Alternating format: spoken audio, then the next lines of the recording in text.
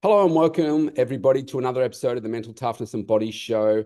On this show today, we have a terrifically interesting guest with a very diverse background. And we're going to talk about success in business. He's got a diverse number of businesses that he's runs very, very successful. He's based in Canada. And I'm really excited about what we're going to talk about today. So, obviously, on this podcast, we have interviewed people from all walks of life, from A-list celebrities to billionaires to Olympic gold medalists. And today we have a coach, international speaker, entrepreneur, and investor. I invented a new word, investor, Jonathan Wright. Jonathan, thank you so much for joining the call. How are you going today? I'm going fantastic. Yourself? Yeah, I am excellent. Thank you. So, Jonathan, you have a very diverse background. So perhaps tell us a little bit about yourself and some of the businesses that you do, and then we'll go from there. Sounds good. Just to fast forward to where I am now in business, I did 15 years in the military, which shaped a lot of my, mental attitude and sort of structure in terms of how I set up my day, which really set me up in a right position to get into business. So when I got into business, I first started off in real estate. And for me, that was the best entry level point because there were so many opportunities in my own backyard. So once I got a fundamental knowledge of real estate investing, I immediately started putting offers out and acquiring properties and started growing my portfolio very quickly. And once I was well established in real estate and I had that vertical pretty much solid and good teams in place, I was able to diversify into a number of other industries. So that can include, the automotive industry where I do a lot of car detailing, car wraps with a partner of mine. I'm involved in a fishing accessory company, and I've also started producing movies out of Hollywood a number of years back with a number of colleagues of mine. So again, quite diversified. And you've got a physics background as well. So tell me, That's correct. yeah, yeah. So I suppose let's backtrack a little bit. So why the military? What was your drive to go into the military? Well, I knew right away I wanted to go into the sciences out of high school, but my biggest concern is once I got my degree, what is next? Mm, So my idea when I was growing up was like most people, you go to university, get a degree, find a job, and then you basically work the rat race until you finally get a chance to retire someday. But I heard so many horror stories of people getting university degrees and finding no effective employment. So yes. they were working minimum wage jobs, hoping to try and build some work experience and find a way into whatever industry that they were hoping to pursue. I didn't want to go through that. So when I heard about the military option where they don't only pay for your education, but they guarantee employment for 5 years in whatever it is you decide to do, that for me was a sure thing. So I applied. I got accepted into the Royal Military College of Canada and decided to go into a dual program where I was able to get 2 degrees in 4 years. So I went with physics and space science, and I just pursued my career in the Air Force that way. And for me, it was going to be a long-term, play to stay in for the full 25 years, get my pension, and then move on to something else. Right. An injury in the military prevented me from staying beyond the 15-year mark, but I did enjoy a very active career. I got a chance to experience a lot of things, go to see a lot of very interesting places. But like I said, it's time to move on and get on to other things, which is why I got into business. Yeah, nice, nice. So obviously in that intro, you mentioned that you've got a bunch of different businesses that you run. How do you work? And obviously you're not working in all of the businesses at the same time, but obviously they take up some of your time from time to time. How do you manage your energy in terms of, like today's a new day? Are you spending time like today's all real estate? Today's there's a issue in the car wrap business. Like how do you just manage it so that you are in control of it and you don't let it control you? Well, I applied something that I learned in the military. As an air combat systems officer, I had to coordinate a lot of multiple things at the same time when I was on the aircraft during missions. And all of that is happening in real time. And business is very similar to that. So the clock is ticking at any moment of the day. And if you're not able to prioritize and shift your focus where it needs to be at any particular time, you're going to find yourself falling behind. So whether you're in an aircraft going, 180 miles an hour, basically 3 miles a minute is the way we sort of calculated it. If it takes you a minute to make a decision, well, you're now 3 miles behind, which is fairly significant. So I approach my day in a very similar way. And it has to really come down to shifting your focus and being adaptive in your ability to shift your focus. So you may start your day with a more or less plan in place in terms of where you want to apply your focus as the day progresses. But as things come up, you have to have the ability to shift and adapt and then get back on track again. And that takes a bit of practice. So before anyone gets involved in so many different verticals, start with one, start shifting that back and forth, and then start adding from there. And it's not only the business aspect you need to focus on either. You still have family to consider. Yeah. So you don't want to lose sight of that. But the reality is, if you really want to be effective, you're going to be focusing on one thing at a time and then just going from there. How much do you think the like your experience in the military has shaped who you are now and your success now? I think it had a very significant impact because, a lot of people at some point in their life decide they want to move on to something new. And I've met a lot of people in their 40s and their 50s who say, you know what, I wish I would have done something at an earlier time in life. Yeah, It's not necessarily the right mindset to do that because you never know if at that point in your life you would have been ready to move on to that next step. that's And that's the very way I see myself in business. Yes, I may have transitioned into business in my 30s, but everything I did before then positioned me far more effectively to get into business than had I started right out of high school at 18. yes. So I don't see it as a regret. I see it as an opportunity for personal growth before moving on to whatever the next phase of my life would be. Yeah, it's a really great point. I mean, I think back to myself, and so if people are watching me for the first time here, so I started as a chartered accountant, and I worked in big corporates here in Australia for 19 years, and then realized that I didn't like the culture of where I was working in big corporates, and I thought I could add value to people in a different way. And I'd always been looking after my own health and wellness. I thought, why don't I run this as a business? And so then I think, okay, if I could go back in time and I did a different degree at uni, would I, if I went down sports science, that degree, where would that have taken me? And then this is back in 1989. So like it's a very different world back then. Would I have gone on to work with, say, Olympic athletes and high performance and that kind of stuff? Or would I have really struggled for a job back then, but jobs for accountants with all the big firms? I worked for Coopers and Lyram before it was PwC. Would those jobs not have existed back then, and would I have not have had the path? But what I'm grateful for is what I bring to the industry is, I guess, a level of maturity and professionalism, because I entered it when I was like 42 and most people are like 18, 19, 20. And so I brought that life experience and a completely different level of professionalism. So yeah, I'm grateful for all the experience that I had because it's made me better at what I do now in this industry. So yeah, that's a really great point you made. What would you say is, given that you're running multiple businesses and they're very different, but obviously you've got a good core of skills in business. So it's not about the individual businesses, but those like those entrepreneurs' skills. I was going to say, what's your biggest strength, but maybe tell us in being that entrepreneur, what are those key things that you think enable you to run all those diverse businesses? Well, we touched on the ability to focus, and that's definitely one of them.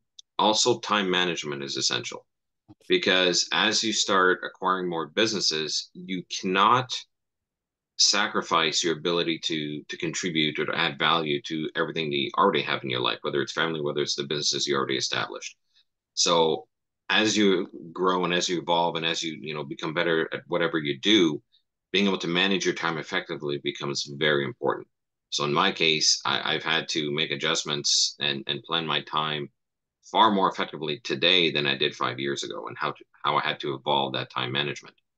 Um, my attention to detail is another aspect of me. I tend to be very detail oriented, which allows me to be more efficient when I'm focusing on something. I can notice the details more quickly, and then I can pinpoint, the areas that need the most work or that need the most attention, and then move on to something else. So a combination of those skills has allowed me to be relatively effective in running my businesses. Yeah, no. So if you were, say, speaking to a 20-year younger version of yourself, would you, or what advice would you give yourself? Would you do anything differently?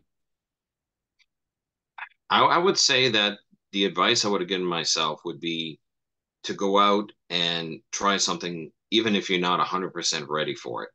Because my mentality back then was get educated, get all the answers, and then go. But life doesn't work that way. Mm. A lot of times we can't get all the answers. A lot of times there's still going to be some unknown, some risk. And when you're starting off, you have to take those risks. You have to put yourself out there. Whether it's, an opportunity to speak on stage, you might have, a discomfort with speaking in front of crowds, and you turn down that opportunity. Don't. Just put yourself out there, because best case, you're going to meet someone that might change your life. Worst case, you're going to learn from being on that stage, and you'll be able to improve yourself going forward. So at the end of the day, don't focus entirely on the education and being fully prepared. At some point, put yourself out there, because the life clock is running, and standing still is not going to get you to where you want to be. It's a really good point. So both you and I are left brain thinkers. The concept, and we talk about the background that you've got there, which is awesome. The concept of speaking was not something when I was a young boy that it was like I would run as fast as I could in the opposite direction. How did you feel about that, I guess, in terms of standing up in front of people? And, when did you connect the fact that, well, gee, if I want to be successful, I really need to be doing this? Well, my biggest fear actually was not necessarily speaking in front of a group.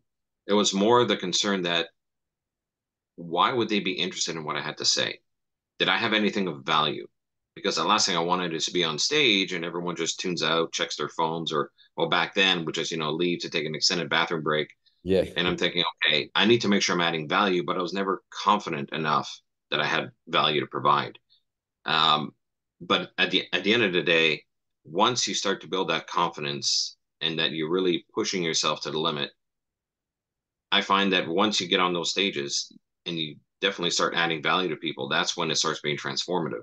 And it starts simply from being in standard conversation with maybe a group of people. You're talking, with 4 or 5 people listening, and they're all tuned in. They're not checking their phone. They're not looking around the room. They're totally glued on what you have to say. So if I can get the interest of 5 people, why not 5,000?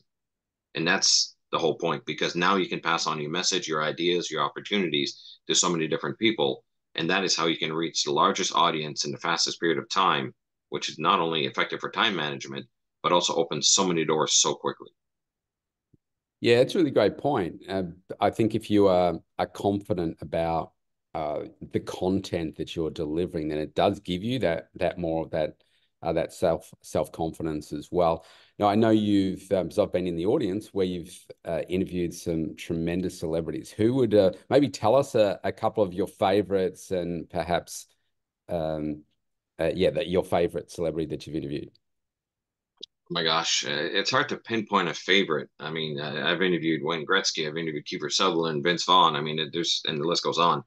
Um, I mean, I guess the one that touched my heart the most would probably be Gretzky, because he was a childhood hero. I mean, in Canada, we grew up with Yes. hockey. He's a hockey legend. So the chance to meet him was fantastic. The chance to interview him was even better. Um, Kiefer Sutherland was such a genuine person that for me was just a Yeah. wonderful interview. Yes. Absolutely wonderful interview.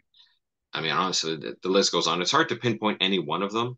For Yes. me, it's the opportunity to get to know the person, because we all get to know celebrities from whatever shows are on or sports they play or so on. But for me, it's more about talking to them backstage, getting to know them as a person, not the show person that, they put in front of the camera or on the field. It's more getting to know someone at a much deeper level and being able to ask those questions and just have a genuine conversation. And that's really what the interviews are for me. Yes, and we were talking before we hit record here. We're talking about you had the opportunity to speak at the High Performance Center there at Red Bull. Incredible, and just seeing behind the scenes, behind the curtain, if you like, is really interesting. Maybe just tell us a little bit about that, your experience there. Well, speaking there was definitely a momentous occasion for me, because I've always been a car person ever since I grew up around my father's car collection. So for me to be there was an eye-opening experience. But it was more than just speaking at the event. It was the behind the scenes tour that really opened my eyes to what goes on with these racing teams. Most Yeah. people don't realize it's not just, a car through a racer and, their skills sort of win the race. it's an entire team effort, most of which you do not see. So all of the R&D that goes into developing the vehicles, how they retire a vehicle at the end of a season and essentially start building from scratch, Mm, um, and learning from, the performance from the previous year, and just all the fine tuning and all the level of detail and all the discipline from every single level, from the initial concepts on computer drawings to the manufacture of the vehicles within that own facility that we saw, all the testing that's required, and how every vehicle is fine tuned to the driver. Even the steering wheel, for example, is designed and coordinated with the driver as to exactly where the buttons are and where the controls are and everything. So because of that high level of coordination at every single level, they're able to perform as well as they do. But most people don't realize that. And really, that mirrors so many different aspects in life, whether it's a business, whether it's a movie production, doesn't matter what it is. There's so much talent that happens behind the scenes to really make things happen. And it's really a testament to human engineering and human ingenuity, that a lot of us fail to see. And it's very inspiring. yeah, awesome. So given that you're in the car wrapping business, are all the race cars wrapped? Like what we're looking at in the background? Do they wrap them or does anyone paint cars anymore or are they all just wrapped? Well, it really depends on the vehicle. Now, for example, these vehicles here, they do have, in occasion they'll have some ceramic coating that they put on or some wraps, but generally they're painting this with high degree of paint, and it all has to be a Oh, very okay. specific paint. It's not the same type of material you would have on your standard car. They actually have to measure the aerodynamic properties of the paint they're putting on and how the air flows over the Oh, surfaces. wow. So it's a very different process, and they couldn't go into details, obviously, because they don't want to share their secrets, so to speak. But Okay. there's a lot more that goes into how they put the Right. decals on, for example, because I mean, there's a lot of branding on these cars, right? All Yeah. the different logos and everything else, and how that's applied to the vehicle is a very interesting process. Something that most people wouldn't realize. It's a lot more complex. Like I didn't. So we're talking about the hundredths of seconds here that you can get off the extra aerodynamics and Correct. stuff. Yeah, Correct. well, as a a business owner in that space, I mean, that would be fascinating, wouldn't it, to see the different impacts of, I guess they put them in wind tunnels and stuff and say, well, let's put this one on, see what that does and stuff. Wow. But Jonathan, I want to go a little bit dark for a minute and talk about your failures because we've all had them. What would you say has been your greatest failure and what did you learn from it? Oh gosh. I mean, I've had a number of failures throughout my life. A lot of them have been missed opportunities more than anything else. Okay. Because a lot of times looking back, I would have seen opportunities where I could have pushed myself more. Yeah. There were times where I was, introduced to someone where I could have built a relationship, but instead just, stayed quiet and had a pleasant conversation, walked away. Nothing really developed from it. But there was so many people over the years where I could have put myself out there just a little bit more, get noticed just a little bit more. And that would have opened so many potential doors that even today I could have benefited from. So that would have been honestly my biggest failure, is that I didn't put myself out there enough. And it's a mistake that I see a lot of people make, but I recognize that mistake in myself. So do you find that like being a left brain thinking myself, I find one of the biggest challenges for me is in I suppose I'm great at building those relationships one on one or like two on one or three on one, that kind of thing. But when you go to say big events, um, I struggle in that environment to build really effective relationships. I can have a conversation, but like you said, there may be an opportunity there that has been missed, and you walk away saying, "Oh, yeah, that was a pleasant conversation," but you haven't really explored enough or gone to that next step. Given that you're so branded now and you're so rehearsed and so successful, do you find that easier now, or is it still something that challenges you as well? It really depends on the group that I'm with. If it's a group that are aware of me, know of me, it's a lot easier because since I'm branded, since I've had a certain level of success, um, I don't have to approach anyone anymore. Everyone is approaching me, which definitely makes that easier. But if I'm approaching a new group that may not know who I am, it's no different than it was before I was branded. So the branding does help once the conversation starts, and Yep. then I can start dropping some names or things that I've done that can sort of break the ice. But at the end of the day, as a left brainer, I'm never the loudest person in the room.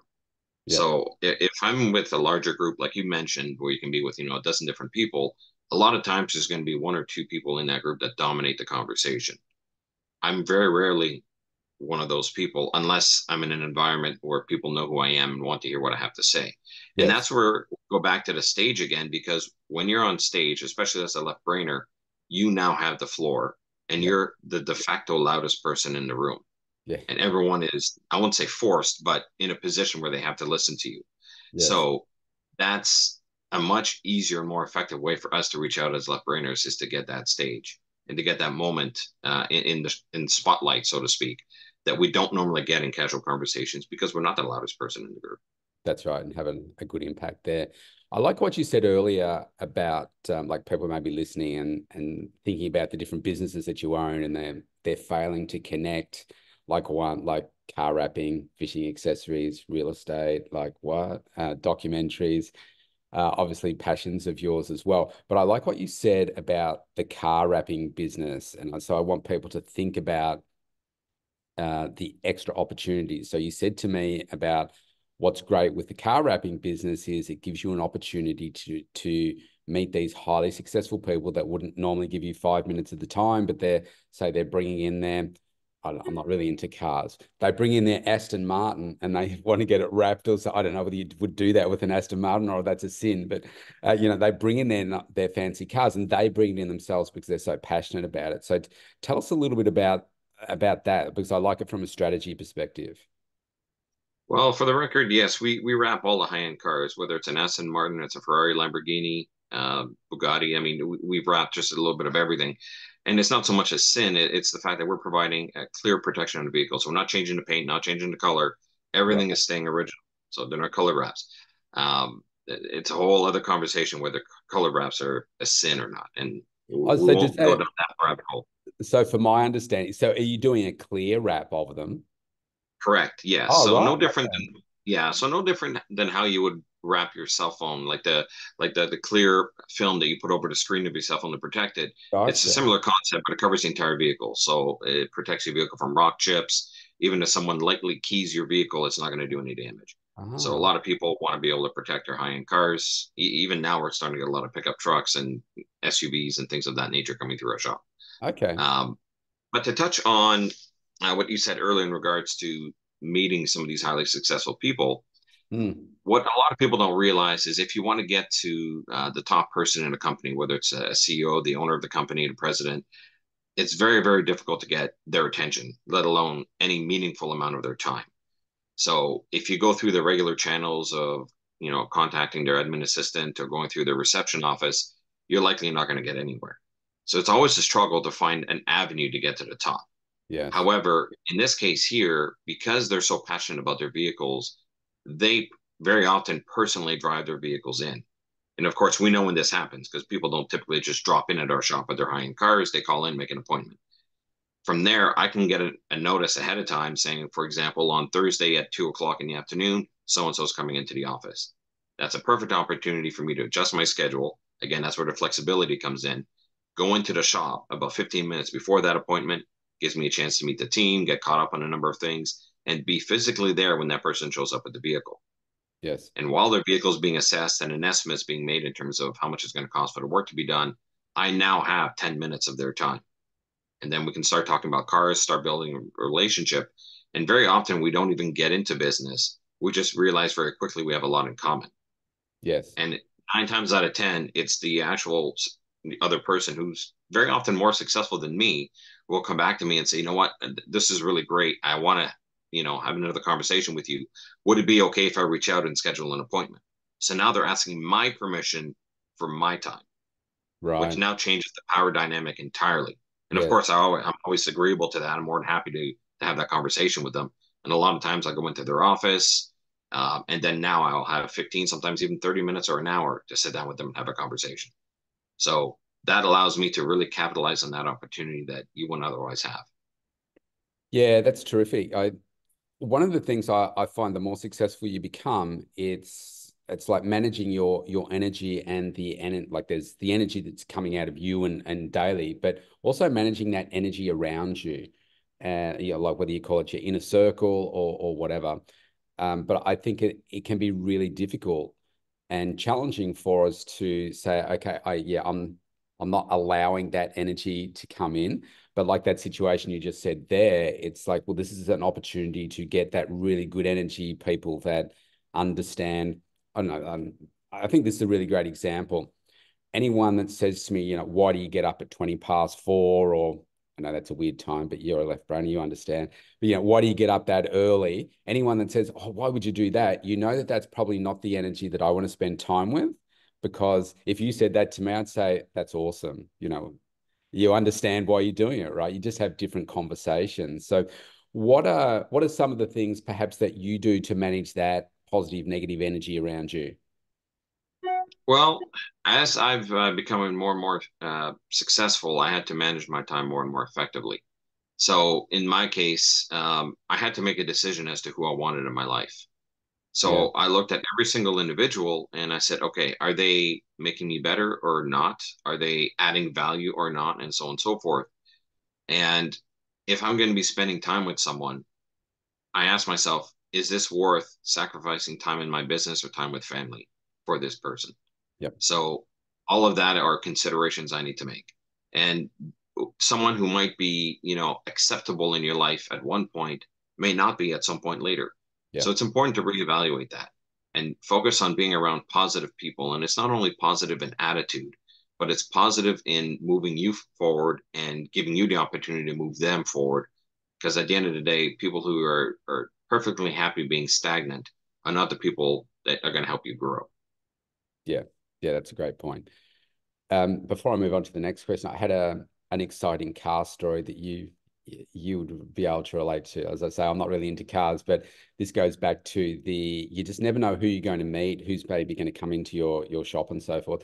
So I went to this event and I was invited to the event. I was invited as the speaker to the event, and they invited me to a very fancy dinner at our Parliament House here. It's like in the Grand Ballroom. You don't get to go there very often. And I was invited, they were paying for it, etc. And I thought, okay, cool. And so they put me on sort of a random table, and I sat next to this. The audience, the average age is like 65, so it's an older audience. So I sit next to a guy, and by the end of the night, I find out he's about 85 years of age, but you just never know who you're sitting next to. And we got into this really, really great conversation.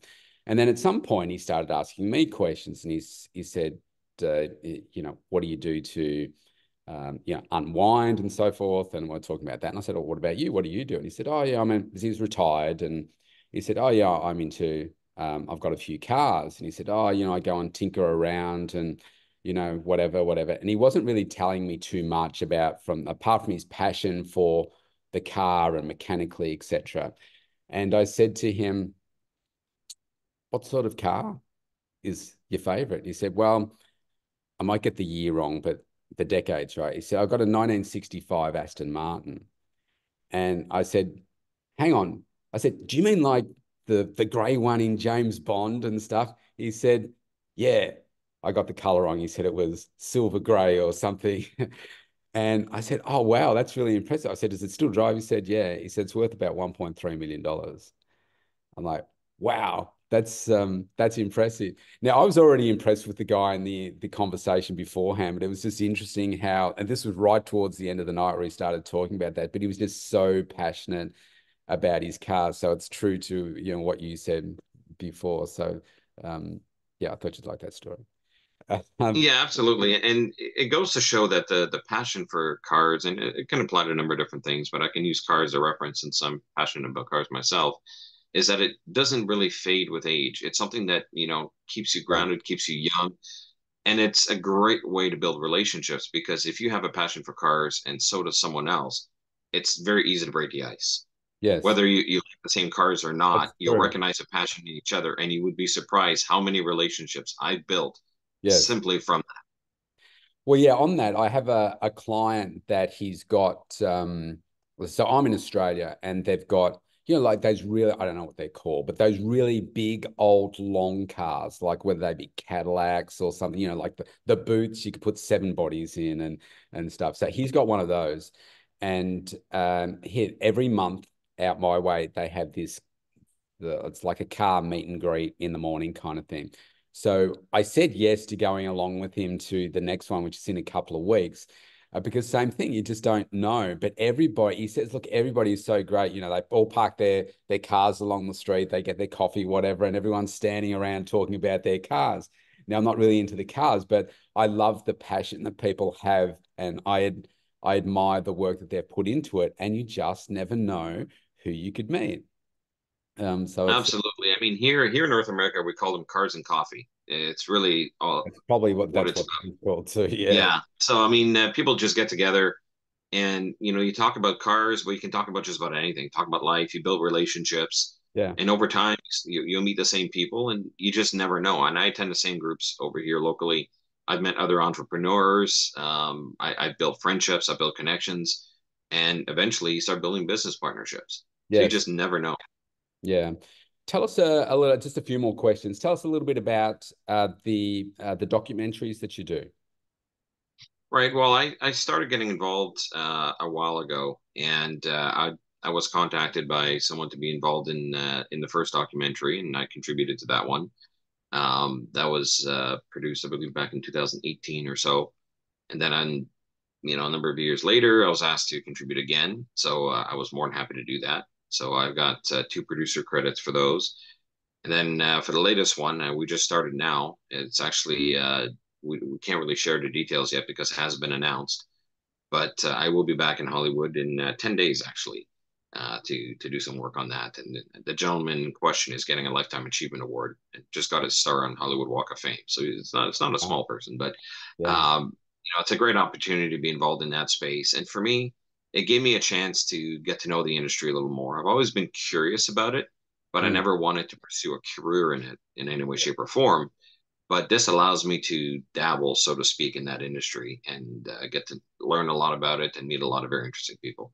so are there like particular topics that you say, yeah, I'd like to be involved with a documentary around this, or is it just the concept of, okay, this is a great documentary topic, I'm happy to support it?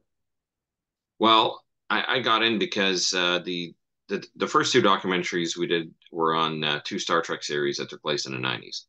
And Okay. I was a Star Trek fan since I was a kid. I was watching that show with my dad back from when I was 3 years old, and it was just part of that relationship I had with him. So for me, an opportunity to contribute to that was really exciting. The third one is not specific to that; it's related to a different individual. But for me, it's just an opportunity to do something different, do something new. And every documentary takes a different shape, takes a different form. It's not like a movie where you have a script and you follow the script and you pretty much Yes. know what's going to happen start to finish.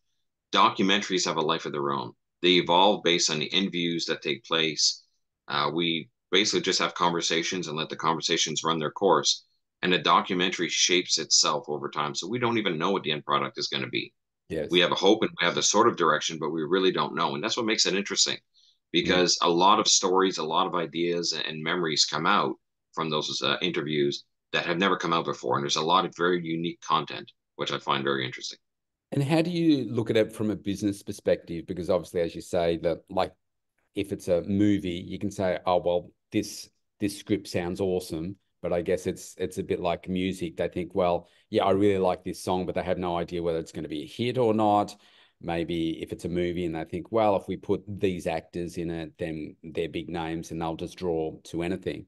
But when it comes to, say, a documentary, how do you have a look at it to start with to say, okay, well, we think that, well, based on if you've done two or three before, well, they generally make this much money or they don't make any money and it's about branding or like how do you assess all of that?